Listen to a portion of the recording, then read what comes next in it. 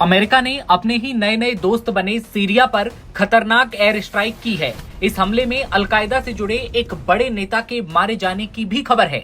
सबसे चौंकाने वाली बात ये कि जिस सीरिया में ये हमला हुआ वहां इस वक्त अहमद अल शरा की सरकार है और अहमद अल शरा खुद कभी इसी आतंकी संगठन से जुड़े रह चुके हैं।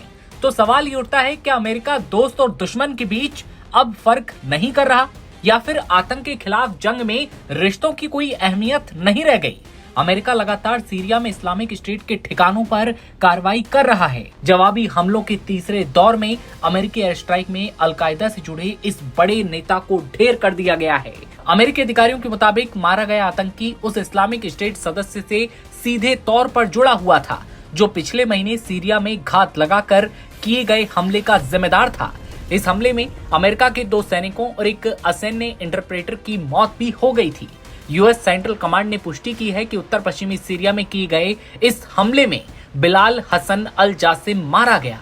अमेरिका का दावा है कि वो एक टॉप टेरर कमांडर था जो आतंकी हमलों की साजिश रचता था और 13 दिसंबर के हमले से सीधे तौर पर यह आतंकी जुड़ा हुआ था।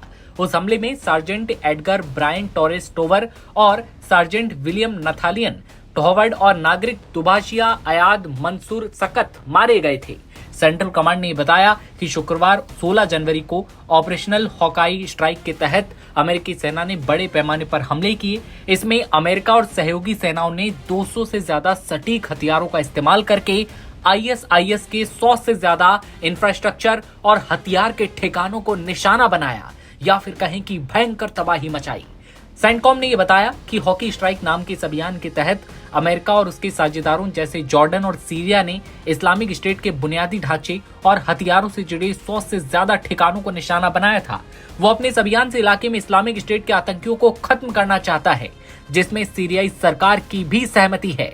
तो साफ है, अमेरिका ने एक बार फिर ये दिखा दिया है कि आतंक के खिलाफ उसकी लड़ाई में ना दोस्ती मायने रखती है और ना ही कोई राजनीतिक समीकरण।